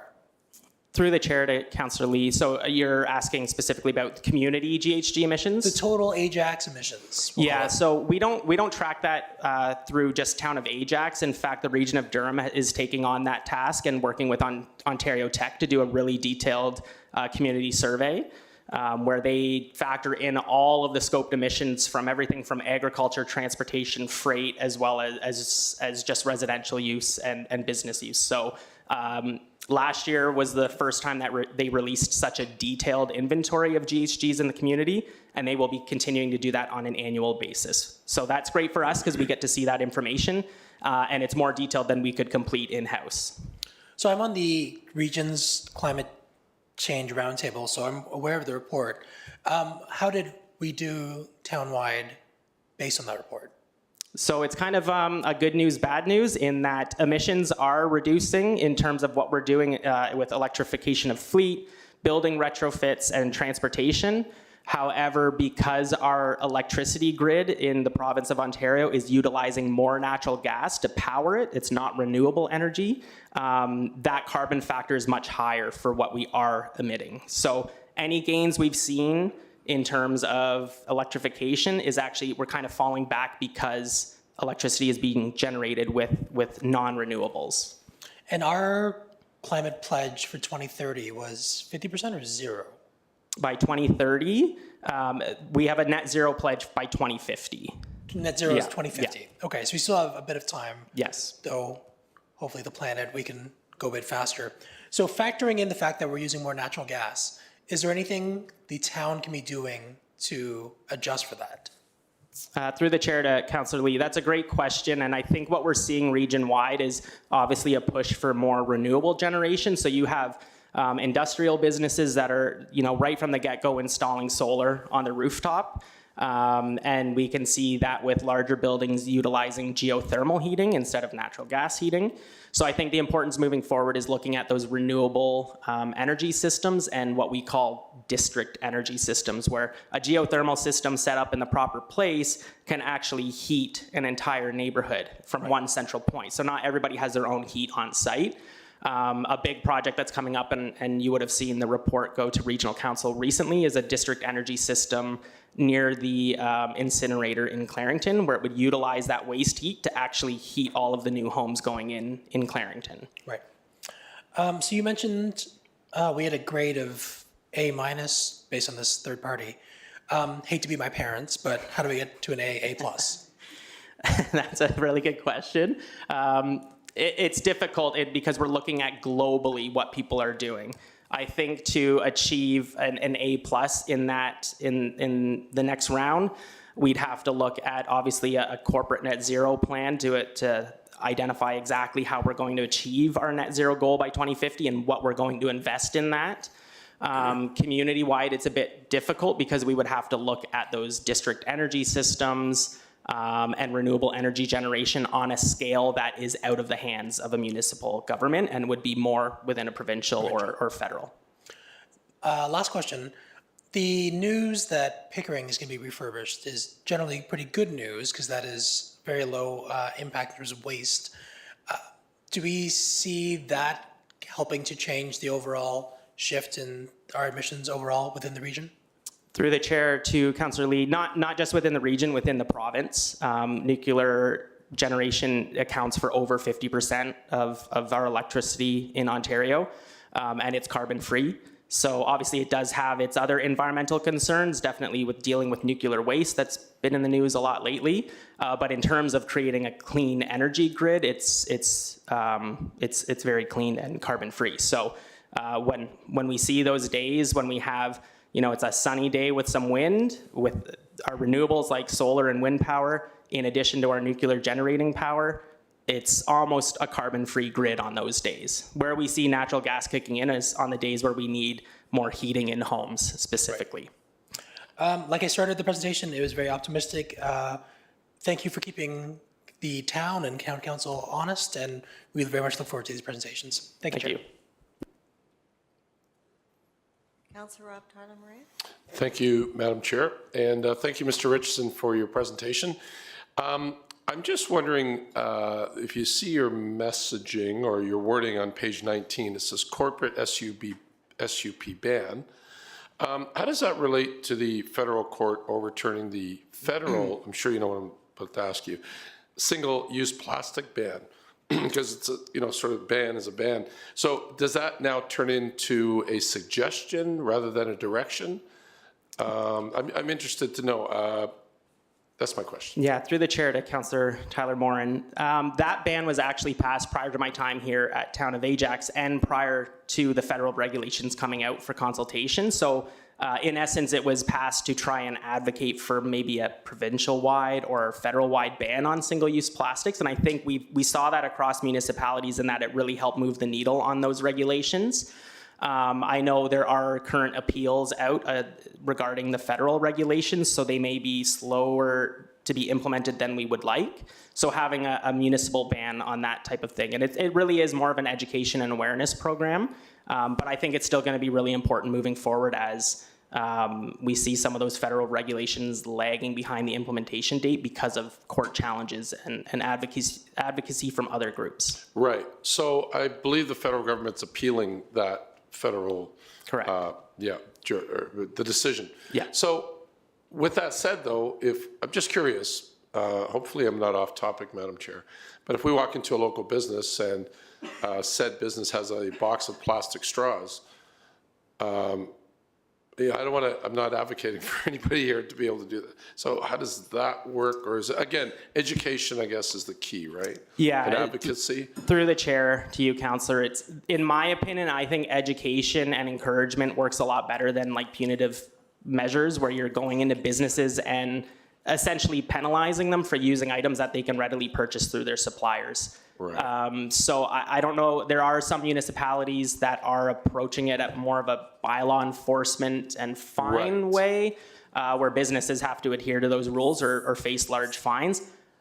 Personally, I don't think that's the right approach for Ajax, Okay. and we have brought information regarding that to council before, and that we're really looking at education and changing mindsets and letting people know you don't have to eliminate them all in one day. We can take little steps from time to time to get to a point that's more impactful. Yeah, and hear to that. Thank you. Okay, those are my questions. Thank you. Councillor Bauer? Thank you, Madam Chair. Good afternoon, Mr. Richardson. Great report. Thank you very much. Very happy to see the success of all these activities, especially the expansion of how well the SNAP program did. I'm glad to see it expanded. You made mention to the SALT Vulnerable Areas Assessment, and I know in the attachment on page 566 and 7, there were the recommendations regarding the assessment. And some of them, I believe the town is already working on. But can you speak to sort of that implementation of those recommendations, please? Yes, through the chair to you, Councillor Bauer. So a lot of those recommendations are focused on, continued engagement and education of both our staff and potentially homeowners and contractors that they're using the right amount of salt or salt alternatives. So for example, here at the town, a lot of the times what they call pre-wet with a brine solution, which actually washes off like a lot less than that rock salt would during a storm event. So we can see within our organization the changes that have happened over the last several years, but we also need to see those changes at both residential properties or namely like large commercial properties that are just using a lot of salt because of liability concerns. So there's education related to that. Some of the other things would be like proper maintenance and calibration of equipment, which occurs here.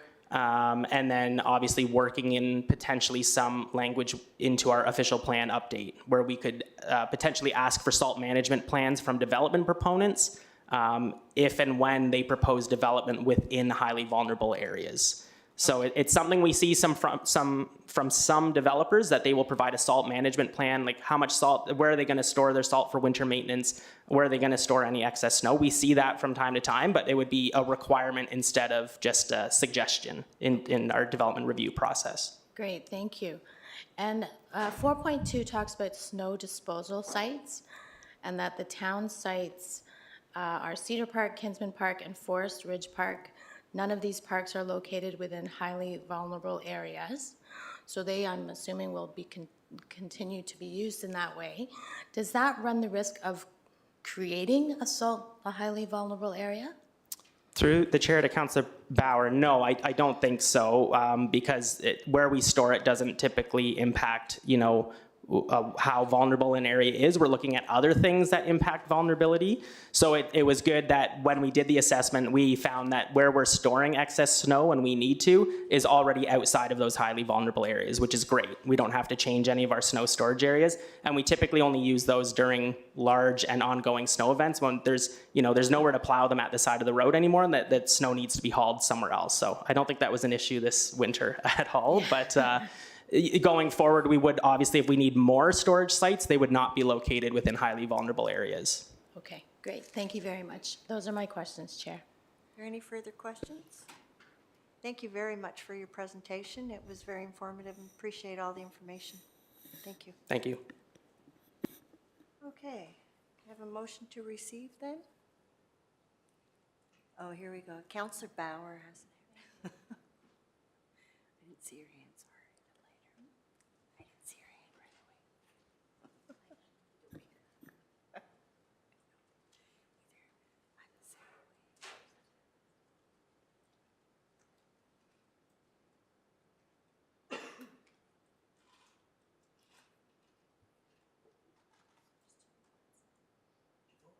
I did. It's going again.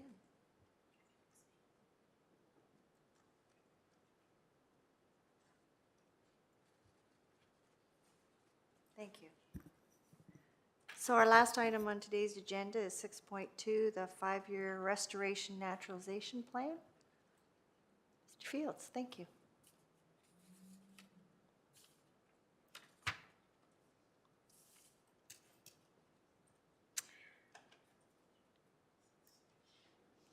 There we go. Thank you. Through the chair. Tough segue to follow with Mr. Richardson, but I'll do my best. Piggybacking on his amazing achievements, but we're here to talk about the 5-year restoration and naturalization plan. So, as council is aware, last year we approved the urban forest study. It was a technical report prepared by the Toronto Region Conservation Authority with the town of Ajax. And one of those recommendations was to continue to develop and implement a 5-year naturalization and restoration plan. So this plan will continue to bolster natural plantings and areas of Ajax that we want to identify that are vulnerable to heat island effect and areas where there aren't a lot of trees. So this is what the plan is all about, to try and give you an idea of where we want to put trees. Our canopy cover has gone up since we last did the first study in 2009. So we're now at 24%, and we have a target of 30% by 2053. So we're really hoping to get there through active tree planting and restoration and naturalization. And this is going to take place, as I mentioned, on parkland and other areas owned by the municipality. So we know about the benefits of trees, but I'll just quickly go over them again quickly. So they establish healthy ecological processes. They improve biodiversity, they enhance the water quality, and they provide additional tree cover for the for the tree canopy within the community, as well as they improve air and soil quality. So restoration tree planting is replacing trees that were removed through development process and construction activities, whether they be through town initiatives or through development. They take place in areas, where we can try and improve aesthetically and look at it through an environmental perspective. So we plant approximately 150 trees, 50 millimeter in caliper, so about 1.5 inches to 2 inches, and they're planted by a contracted service and overseen by the town. The urban forest study identified planting priority areas, and this map was included in that report. And the green areas on the map that has been provided, those are the areas where we want to do our best. They're priority number 1. And so those are the areas that we'll be focusing on over the next couple of years to try and put trees in. Again, they're tied to that air quality and heat island effect mapping that was also included. So again, looking at the areas we've got in 2024, we're going to focus on those green areas on the map that I just showed, in 25 as well. And then we're going to move to try and put some trees in some of our big open areas, such as Paulin Park, Audley Recreation Center near the playground, and as well as Greenwood Conservation Area in the northern parts. And the parks and open space naturalization, so this is a multi-stage process and encourages natural growth through primary and secondary restoration. So secondary restoration is where we actually stop mowing areas and we let things kind of do their thing on their own naturally. And then we go in the following year and we put in trees as part of the primary restoration, trees and shrubs. So approximately 100 native trees, again, 50 millimeter caliper. They're currently identified as manicured parkland, like I said, and it'll create a buffer within those parklands, allowing the grasses and vegetation to continue that natural process. Again, as I said, we will plant after we let the areas start to naturally regenerate in year 2. So again, some of the areas are in 24, St. Patrick's Park, Lexington Park, Remner Park. There's a whole list of them that we're going to do each year, but in 2024, those are where we're going to go, as well as Dennis O'Connor. So if you remember, last year we started as like a no-mow part of it. Those are areas that we didn't mow the grass, and now we're going to go back in and actively plant those areas. As Cameron mentioned also too, we have a number of community tree planting events that we engage the community in and we get amazing support. We host one as part of Green Living Days. We use it as an educational opportunity to talk to residents about the importance of trees and why we need to plant more trees and how we need to care for trees. And every year we try and plant at these events approximately 1,000 to 1,400 seedlings, and they're whips and potted stock, so they're smaller species, but they do take off relatively quickly and are successful. And that's so volunteers are able to plant them. And we also work again with conservation authorities and not-for-profit organizations. So last year we worked with the Toronto Region Conservation Authority, the Trans-Canada Trail, and another organization called Yours Truly. And again, this year we're looking to plant at Paulin Park, and again move into future years. So Audley, Greenwood, again back at Audley, and then Greenwood again. We need large areas to support these types of events due to the number of volunteers we get out, which is amazing. And that's it. Thank you very much. Open for questions. Are there any questions? Regional Councillor Crawford. Thank you, Madam Chair. Through you to Mr. Fields, thank you so much for this report. I have planted many, many trees. I wish I had tagged them so I could see if if they actually survived. I'm pretty sure people follow behind me and replant them because, you never get it quite deep enough or whatever, right? I just want a Maryland tree. So typically when we have developments that have like trees that have to come down due to development, what's the agreement between the town and the developer? So the town works very closely with the developer, and the planning group asked for an arborist report, and we work very closely to try and recuperate what is being lost, and that goes into a tree developer deposit fund specifically for tree planting, and so that money gets used for tree planting in future areas within the town. Is it typically 1-to-1? It depends. Okay. Some situations are different than others, but we try our very best to recuperate as much as we possibly can. Okay, good. So tree canopy, I know it's so important. However, what I've noticed, because I walk very early in the morning, is over the winter months, the streets feel brighter because you don't have all the tree canopy. And in the summer, it feels so dark when you're out there because it covers up the lights. How do we keep that safe community and still keep our tree canopy? It can be challenging, especially through older developments. Nowadays, we try and plan for the right tree in the right location. So now we will plant a smaller tree next to a streetlight. And I just want to point out and take the opportunity to say that streetlights don't shine out. They shine down on the surface of the road. And but the trees kind of grow around they them. do, but if we have the right tree in the right place, Yeah. the trees will not grow around the streetlights. So again, in older neighborhoods, and we had different planning standards back in the day, those are different types of tree species. So we do go in and actively prune those back from streetlights to try and allow for that light to make its way to the ground, to the street. Yeah, okay, thank you. Naturalization of parks. So I'm all for a naturalization of parks. However, I did notice in the St. Pat's area, which was, I guess, last summer, it seems to be like the definition of naturalization, no criticism, but it shouldn't be just don't pay attention to it, right? Because it ends up getting like a catchment area for garbage. It feels neglected. I understand in theory what the naturalization process is, but it makes it hard to explain to a resident when it feels like it's just being ignored. So how do we navigate that? So one of the things I would suggest is that we continue with our communication message through Adopt a Park, Adopt a Garden, those adopt programs, and we ask some of the residents to take upon themselves to look after those areas, as well as communicate or work with us. Like we do litter picking year round, and if an area has a problem, we will continue to look at it more closely to get out and pick the litter with our own town resources. But I would say that it does take time for areas to become established. And yes, in the beginning, you'll have more grasses and more, I'll say the word catchment areas. But over time, the intent is to have it become like a smaller area where there's trees and undergrowth that really add to the community and add to someone's experience when they're in their backyard looking out over. That is the whole intent behind it, as well as the environmental pieces that go with it. So again, we will continually happily work with any resident or any concern that comes forward as it relates to litter. I know that because do you go in and take out like all the dead brush and stuff? Because again, that's where it feels unkept.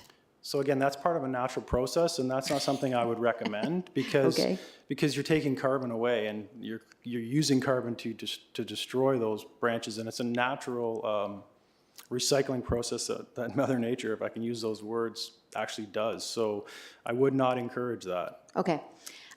When you talk about Westney Heights Park, I was absolutely thrilled with the cleanup that's happened over this very late winter. They've gone in and cleaned up a ton of the brush and all of that. So is that the area that now is cleaned up that you would be looking to naturalize in there?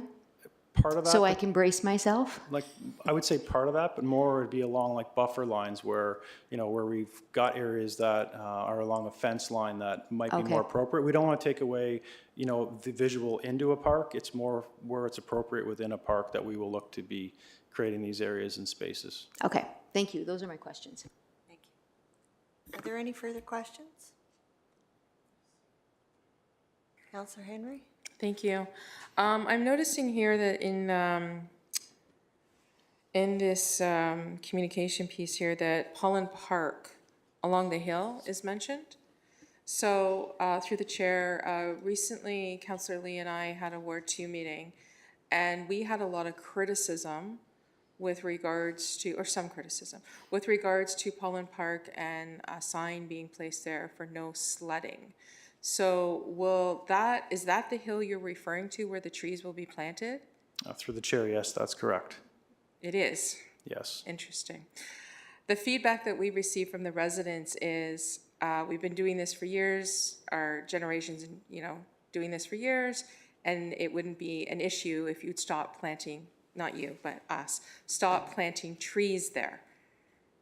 That's the takeaway we heard from our residents. I understand the concerns, and There is a lot of erosion that's happening on that hill naturally. So again, the trees and shrubs that we plant, we want to try and stop that erosion.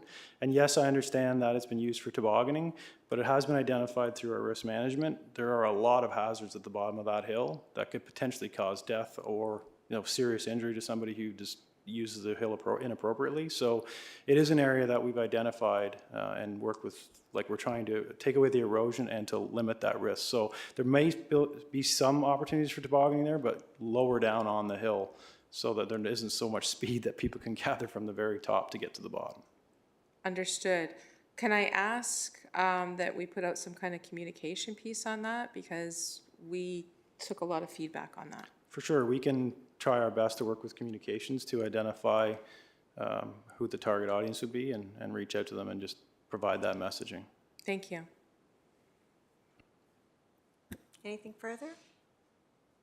So can I have somebody move the motion to receive? Councillor Crawford. Thank you.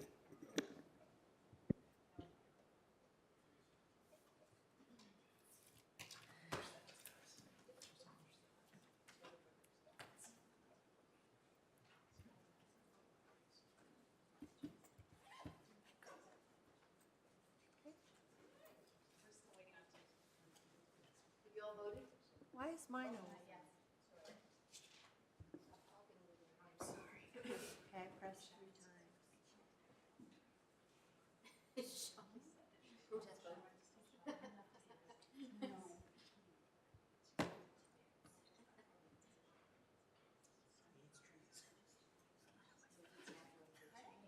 Okay, thank you. All right, can I have a motion to adjourn? Everybody? Councillor Rob Moran, thank you.